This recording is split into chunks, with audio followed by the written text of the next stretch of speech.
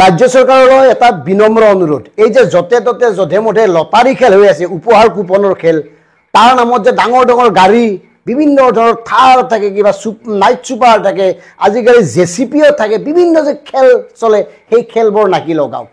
এই উপহাৰ কুপনৰ নামত আৰম্ভ হৈছে অসমৰ এটা বৃহৎ সিন্ডিকেট, এক ধৰণৰ ৰেকেট। গতিকে ইয়াৰ বিৰুদ্ধে তাৎক্ষণিকভাৱে এটা ব্যৱস্থা গ্ৰহণ কৰা উচিত, নহ'লে লটাৰীৰ নামত কোটি কোটি টকাৰ দুৰ্নীতি সংঘটিত হৈ আছে।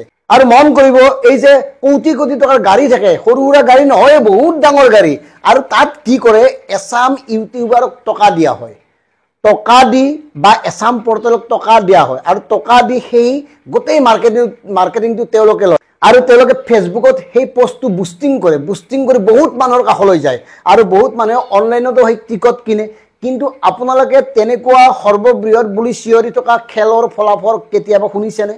এনেকুৱা হয় যে এখন গাড়ী বা দুখন গাড়ীয়ে বিভিন্ন ঠাইত বিভিন্ন ধৰণৰ উপহাৰ কুপনৰ খেলত প্ৰদৰ্শন কৰা হয়।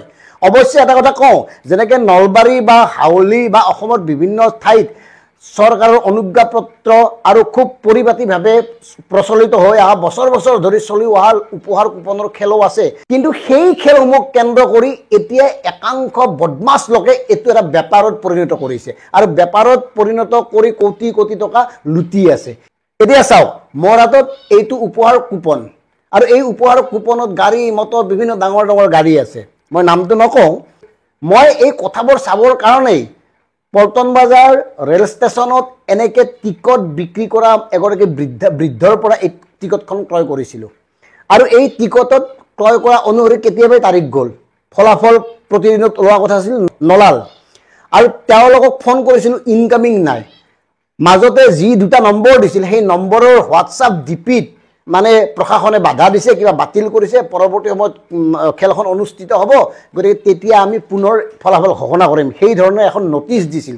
আৰু এতিয়া যদি আমি খবৰ লওঁ বা ফোন কৰোঁ, না ইনকামিং আছে, আৰু সেই না নটিচখন সলনি হৈছে, সেই তেতিয়াৰ নটিচখন এতিয়াও ডিপিত লাগি আছে, অথচ ইনকামিং নাই। গতিকে এনেকৈ চলি আছে। আৰু আমি পোৱা তথ্যমতে, বিশ্বস্ত সূত্ৰমতে একাংশ লোকে এই লটাৰী ঠিকাত লয়, আচৰিত হৈছে নহয় শুনিবলৈ। ধৰি লওক, আপোনালোকৰ কোনো অনুষ্ঠানে এখন লটাৰী বা উপহাৰ কুপন খেলৰ আয়োজন কৰিলে, এই বদমাছ কিছুমান আছে নহয় বেপাৰী, যিয়ে চল পাইছে লুটি পুটি লোৱাৰ, আৰু তেওঁলোকে আপোনালোকৰ তাত যাব, তাত গৈ কমিটিৰ লগত আলোচনা কৰি লটাৰীখন তেওঁলোকে 3 বা 4 লাখ টকাত তেওঁলোকে ল'ব, 3-4 লাখ টকা আপোনালোকক দি দিলে, আপোনালোকৰ কিমান লাভ? আপোনালোকক ভাবিলে লটাৰীখন তেওঁলোকে চলাব, আৰু তাৰপিছত তেওঁলোকে সেই উপহাৰ কুপনৰ নামত কোটি কোটি টকাৰ দুৰ্নীতি সংঘটিত কৰে। কেনেকৈ?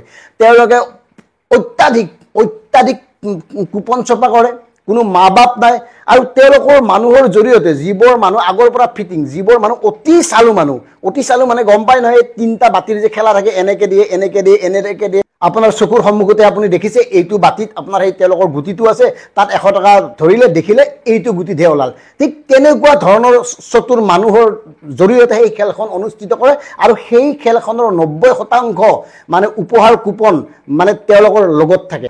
ইয়াৰ ফলত কিমান কোটি টকাৰ কেলেংকাৰী হ'ব পাৰে আপোনালোকে নিজে চিন্তা কৰক। আৰু সেইকাৰণে জিলা প্ৰশাসন বা ৰাজ্য চৰকাৰৰ যদি কোনোবা বিভাগ আছে, এই বিষয়বোৰ ধৰিব পৰা ধৰক।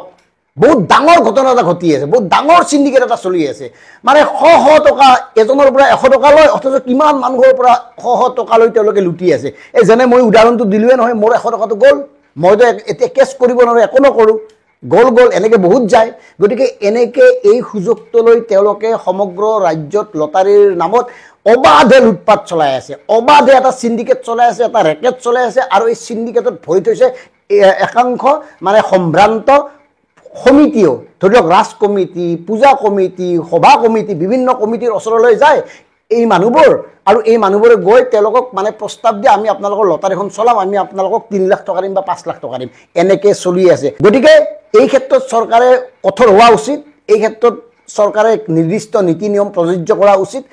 আৰু এটা কথা কৈছোঁ, এনেকুৱাও প্ৰস্তাৱ দিয়া হয়, আমাৰ বিশ্বস্ত সূত্ৰে পোৱা মতে, সেই মই যে উল্লেখ কৰিলোঁ গ্ৰুপ এটা থাকে, এই গ্ৰুপটোই ধৰি লওক বহুত ডাঙৰ খেলখন পাতিছে, গাড়ীখনৰ মূল্য 40 লাখ 50 লাখ টকীয়া গাড়ী আছে, গতিকে আপুনি ডাঙৰ ব্যৱসায়, আপোনাৰ তাত গ'ল, আপোনাক ক'লে 10 লাখ টকাৰ টিকট আপুনি লওক, আপোনাক আমি এটা প্ৰাইজ লগাই দিমে, যিটো প্ৰাইজৰ ভেলু 10 লাখতকৈ বেছি হ'ব বা 20-25 লাখ টকা হ'ব, এনেকৈ ধৰণেও টিকট বিক্ৰী কৰে। গতিকে এই লটাৰী কাৰবাৰটোৰ ক্ষেত্ৰত চৰকাৰ কঠোৰ হোৱাটো অতি প্ৰয়োজন।